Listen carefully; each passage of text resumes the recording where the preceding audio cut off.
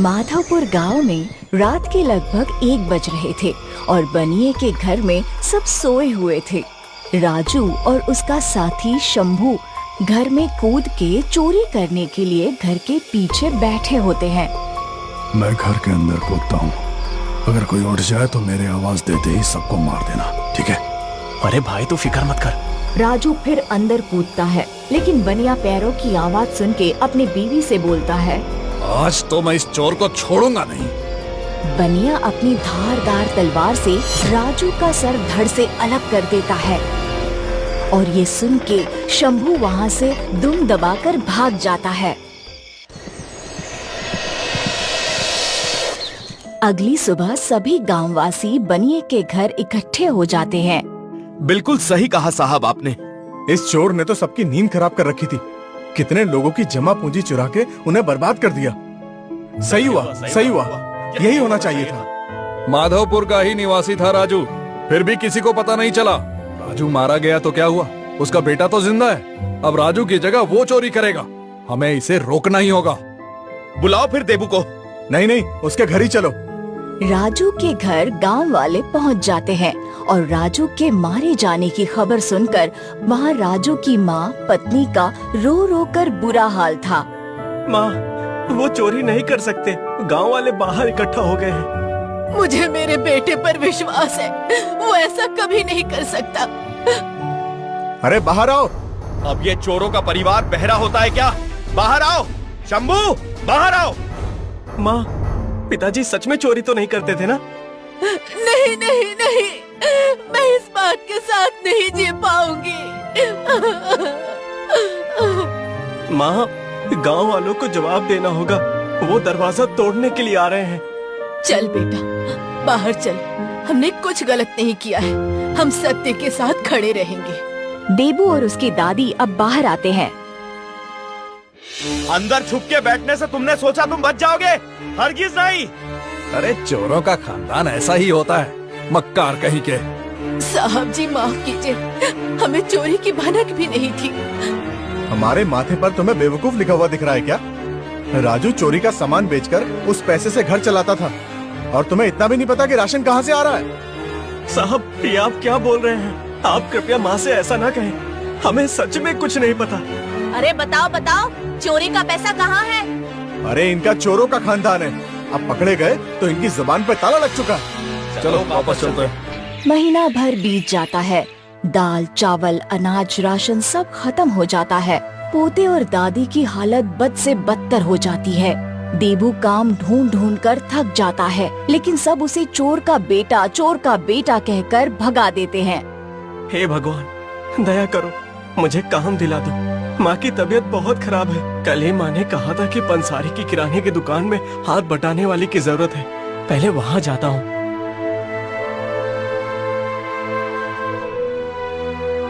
आपको कर्मचारी की जरूरत है, आप क्या मुझे काम पर रख लेंगे? वहीं अचानक रमेश आ जाता है। अरे पंसारी, तुझे पता नहीं है कौन है? ये उस चोर राजू का बेटा है, जिसे बनिया जी ने चोरी करते वक्त पकड़ के मौत के घाट उतार दिया था। नारायण नारायण नारायण नारायण, चोर का बेटा। हे ईश्वर, अच्छा हुआ रमेश तू सही समय पर आ गया, नहीं तो अभी पूरी दुकान साफ हो जाती। आप सब लोग ऐसा क्यों कर रहे हैं? मेरा बाप चोरी करता था, मैं तो नहीं। अरे निर्लज्ज, शर्म नहीं आती काम मांगते हुए? दया करे, मेरी माँ भूखी मर जाएगी, ऐसा ना करे। चोरों के खानदान को तो मर ही जाना चाहिए।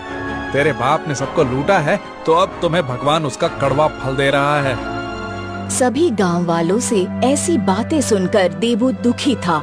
गांव के एक छोर से नदी किनारे तक सब उसका और उसकी दादी का अपमान ही करते और ऊपर से घर में दुख बढ़ता ही जा रहा था। देबू मजबूर होके गांव के मुखिया के पास गया। मुखिया जी, दया करे, दया करे। कौन है तू? क्या चाहिए तुझे? गांव वालों से सुना है आप सबका बेटे की तरह ख्याल रखते हैं। बात तो बता बच्चे। मुखिया जी, हम थक चुके हैं गांव वालों के अपशब्द सुन सुनकर। जो कार्य हमने किया ही नहीं, उसकी सजा हर क्षण हमें मिल रही है। मैं मेरे पिता जैसा नहीं हूँ। हाँ, बेटा समाज ऐसा ही होता है, कोई विश्वास करे ना करे, लेकिन तेरा चेहरा बता रहा है कि तू सच बोल रहा है। हर वक्त अपमान अब नहीं सहा जाता। ये गांव वाले नहीं मानेंगे। बेटे, बुरे काम का नतीजा दूसरी पीढ़ी को भुगतना पड़ता है। यही संसार का नियम है। तो इस बदनामी को कैसे मिटाएं?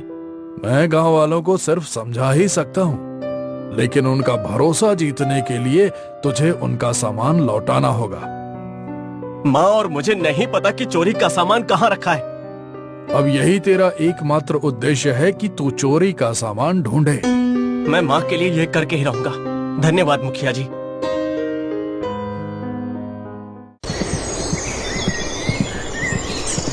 अगली सुबह देबू माँ को मुखिया की हर बात विस्तार से बताता है। तेरे पिताजी रात तक नहीं लौटते थे। मैंने कभी नहीं सोचा कि वो चोरी जैसा घटिया काम भी करते हैं। मैं भी नहीं समझ पाया कि बचपन से आज तक पिताजी ने मुझे चोरी के रुपयों से पाला। माँ, क्या आपको और कुछ पता है? और कुछ नहीं पता। हाँ, याद आया। तेरे पिताजी का एक साथी था। साथी? वो कहाँ रहते हैं और कौन है वो? वो शायद नदी किनारे रहते हैं, लेकिन नाम नहीं पता। नदी किनारे? मैं उन्हें पहचानूंगा कैसे? अरे, उसको पहचानना बड़ा आसान है। उसके एक हाथ नहीं है। शायद उन्हें चोरी के माल की जगह पता होगी। उनसे माल निकलवाकर हम इस तरह गांव वालों का भरोसा जीत सकते हैं। देबू रात को नदी किनारे शंभू को ढूंढने जाता है। वो देखता है कि एक आदमी जिसके हाथ नहीं है, वो एक घर में घुस रहा होता है और चोरी छुपे बातें सुनता है। अजी, राशन खत्म होने को आया है। अब क्या करूं, तुम ही बताओ। अरे, आपने जो पैसा छुपाया है वो ले आइए। उससे घर काफी दिन चल जाएगा। अरे, राजू को मरे कुछ ही दिन हुए हैं। गांव वाले हमें चैन से जीने नहीं देंगे। काफी गुस्सा है वो। क्या गांव वालों को तुम्हारा नाम पता है? नहीं ना? नहीं तो हमला करने नहीं आ जाते। गांव वालों ने तो देबू और उसकी दादी का जीना हराम कर दिया है, जैसे उन्हें चोरी के माल के बारे में पता हो। अच्छा जी, फिर तो सिर्फ हमें ही पता है कि सामान कहाँ है। मेरी अर्धांगिनी, जी हाँ, अब उस सामान पे सिर्फ हमारा ही हक है। इसीलिए कहते हैं, सांप भी मर गया और लाठी भी नहीं टूटी। अब सिर्फ मुझे शंभू पर नजर रखनी होगी। देबू छुप छुप कर अब शंभू पर नजर रखने लगा। कुछ दिन ऐसे ही बीत गए। एक दिन देबू काम से लौटते हुए देखता है कि शंभू चादर ओढ़कर बाहर निकलता है। लगता है आ गया ऊंट पहाड़ के नीचे। जाता हूँ इसके पीछे पीछे।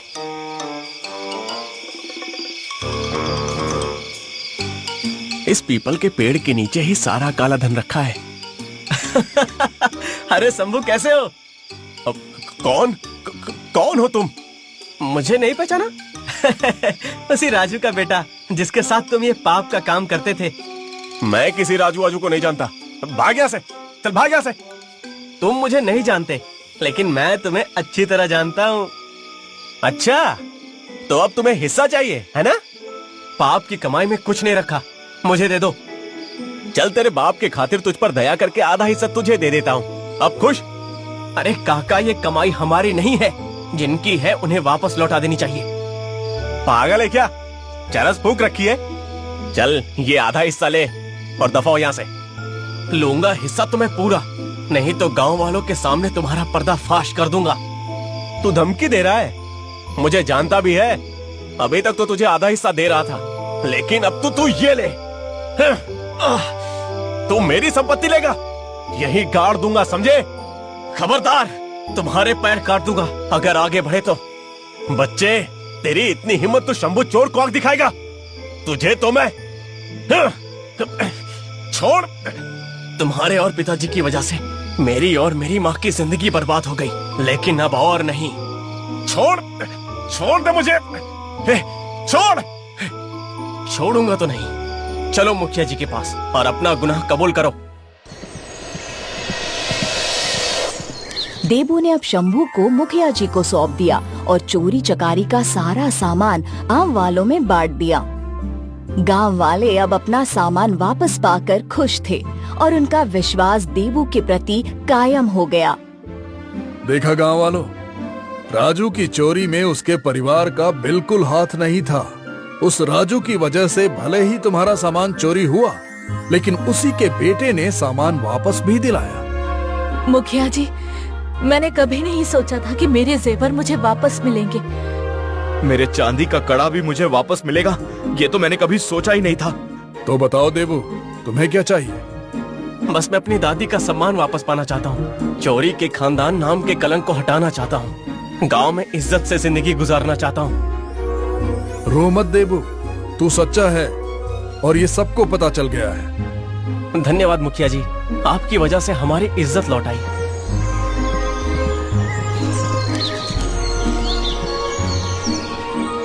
देखो माँ, अब हमें कोई चोर के नाम से नहीं बुलाएगा। आज तूने मुझे नई जिंदगी दे दी। हाँ माँ, आज से हमारी नई जिंदगी की शुरुआत है।